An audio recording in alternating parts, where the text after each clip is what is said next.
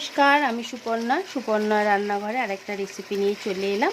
তো আজকে আমি আপনাদেরকে একটা কোকোনাট চিকেন বানিয়ে দেখাবো। খুব ইজি, খুব তাড়াতাড়ি হয়ে যায়, বেশিক্ষণ সময়ও লাগে না। আর এটা আপনারা বাড়িতে কেউ এলে চটজলদি বানিয়েও দিতে পারবেন। এটা রুটি দিয়ে, ভাত দিয়ে, ফ্রাইড রাইস দিয়ে, জিরা রাইস দিয়ে, সব কিছু দিয়েই ভালো লাগবে। তো আর আমার চ্যানেলটা যদি আপনাদের পছন্দ হয় তাহলে অবশ্যই এটাকে লাইক করবেন, কমেন্ট করবেন, সাবস্ক্রাইব করবেন। আর চলুন এবার আর বেশি কথা না বাড়িয়ে এই কোকোনাট চিকেনটা কিভাবে আমি বানাচ্ছি রেসিপিটা, সেটা এখন আপনাদেরকে আমি দেখাবো। কোকোনাট চিকেনটা বানাবার জন্যে প্রথমে আমি একটু সাদা তেল দিয়ে দিলাম, রিফাইন্ড অয়েল দিয়ে দিলাম। রিফাইন্ড অয়েলটা যতক্ষণ গরম হচ্ছে ততক্ষণ আমি আপনাদের দেখিয়ে দিচ্ছি। আমি দুটো পেঁয়াজ নিয়েছি, অল্প একটু নারকেলকে গ্রেট করে নিয়েছি, আর অল্প একটু আদা নিয়েছি, একটু রসুন নিয়েছি। এগুলোকে তেলটা গরম হলে এখন এক একটা করে দিয়ে দেবো। এবার আপনাদের চিকেনে আপনারা যতটা কোয়ান্টিটিতে নেবেন সেই পরিমাণে এই চারটে জিনিসে কম বেশি করে নেবেন। এটা গরম হয়ে গেছে, এবার একে একে সব জিনিসগুলো এখন দিয়ে দেবো। আগে পেঁয়াজটা দিয়ে দিলাম, তারপরে আদা রসুনটা আর নারকেলটা পুরোটা দিয়ে দিলাম। এবার একটু হালকা করে এগুলোকে এখন গ্যাসের ফ্লেমটা এখন বাড়িয়ে দিয়েছি, দিয়ে এগুলোকে একটু হালকা ব্রাউন কালার করে প্রত্যেকটা জিনিসকে এখন ফ্রাই করে নেবো আমরা। পেঁয়াজ আর নারকেলের দেখুন কালারটা একটু হালকা হালকা চেঞ্জ হয়ে গেছে। এখন আমরা গ্যাসের ফ্লেমটা বন্ধ করে দেবো, দিয়ে এটাকে একদম ঠান্ডা করে নেব, তারপরে এটাকে আমরা গ্রাইন্ড করব। তো এখন গ্যাসের ফ্লেমটাকে আমি বন্ধ করে এটাকে আগে নারকেলটা এই পেস্টটাকে এখন আমি একদম ঠান্ডা করে নিই। যেই পেস্টটা করেছিলাম সেটা মিক্সিতে নিয়ে নিয়েছি, আর একটা গোটা টমেটো নিয়ে নিয়েছি। এই মিক্সির মধ্যে এখন এই টমেটোটা পুরোটা দিয়ে দিচ্ছি, দিয়ে একটা মিহি পেস্ট বানিয়ে নেবো। এখন কড়াতে আমি আবার একটুখানি সাদা তেল দিয়ে দিচ্ছি। সাদা তেলটা একটু গরম হয়ে যাক, তখন আমি দেব গোটা জিরে দিয়ে দেবো। আমি হাফ চামচ এখানে গোটা জিরে দিয়ে দিলাম। তেলটা ভালো করে গরম হয়ে গেছে, এবার আমি একটু কারি পাতা দিয়ে দিলাম। এই গ্রেভিটা বানালাম, পেঁয়াজ, কাঁচা লঙ্কা, পেঁয়াজ আছে, আদা রসুন টমেটো, সেই গ্রেভিটা এর মধ্যে দিয়ে দিলাম। কিছু মশলা দিয়ে দেবো, তার মধ্যে দিয়ে দিলাম আমি 1 চামচ গুঁড়ো লঙ্কা দিয়ে দিচ্ছি, 1 চামচ গরম মশলা। আমি মিক্স করে দিচ্ছি এগুলোকে সবগুলোকে। এখন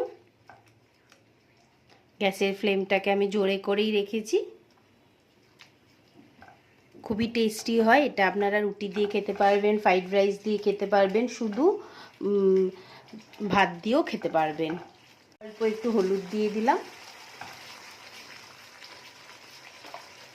আর অল্প একটুখানি কাশ্মীরি লঙ্কা দিয়ে দিয়েছি যাতে কালারটা সুন্দর আসে, আর অল্প একটুখানি কাঁচা লঙ্কা দিয়ে দিচ্ছি। দিয়ে এগুলোকে একটুখানি 2-3 মিনিট একটু কষে নেব। এবারে আমি চিকেনগুলো এর মধ্যে এখন দিয়ে দেবো। সব চিকেনগুলোকে দিয়ে দিলাম, দিয়ে গ্যাসের ফ্লেমটাকে একটু মিডিয়াম করে দিচ্ছি, দিয়ে এগুলোকে 1-2 মিনিট একটু ভালো করে নাড়াচাড়া করে দিচ্ছি। কিছুক্ষণ একটু কষবো, এটাকে মিডিয়াম ফ্লেমে কিছুক্ষণ 5 মিনিট মতো একটু কষে নেব। একটা সুন্দর অ্যারোমা বেরোচ্ছে, কারি পাতার বেরোচ্ছে একটা। এরা মিডিয়াম ফ্লেম করে এটাকে কিছুক্ষণ একটু কষতে হবে।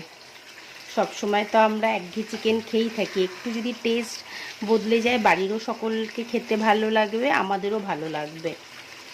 এবার একটু নুন দিয়ে দিলাম, নুন দিয়ে এবার আমি যেইটাতে মিক্সিটাতে যেটা পেস্ট করেছিলাম মশলাটা, তারই জলটা এখন এর মধ্যে আমি অল্প করে দিয়ে দিলাম, দিয়ে গ্যাসটা মিডিয়াম করে এটাকে এখন একটু হতে দেবো যতক্ষণ না আমাদের চিকেনটা না গলে যাচ্ছে। খুবই ফাস্ট হয়ে যায় রান্নাটা, আর খেতে তো আপনাদের আমি বলছি ট্রাই করবেন, নিশ্চয়ই দেখবেন ভালো লাগবে খেতে।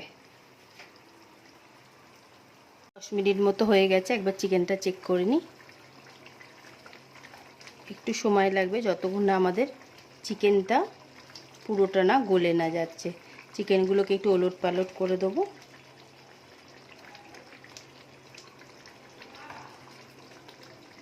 আর একটু হবে। আপনার চিকেনটা অনেকটাই হয়ে গেছে। আমি গ্রেভিটাকে একদম শুকনো করে নেবো, কারণ আমরা রুটি দিয়ে খাবো এটা ডিনারে। তো আপনারা যদি মনে করেন যে না আপনাদের গ্রেভিটা একটু লাগবে, তাহলে গ্রেভিটা একটু রাখতে পারেন। তো আর একটু গ্রেভিটা আমাদের মরে গেলে দেখুন তেলগুলো আমাদের সব বাইরে থেকে বেরোতে শুরু করে দিয়েছে, মানে গ্রেভিটা একদমই হয়ে গেছে। লাস্টে আমরা ধনেপাতাটা ছড়িয়ে দেবো। লাস্টে আমি অল্প একটু ধনেপাতা উপর থেকে ছড়িয়ে দিলাম।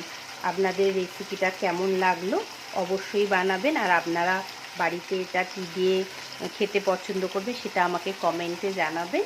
তো আবার আরেকটা নতুন রেসিপি নিয়ে খুব তাড়াতাড়ি আসবো। টাটা।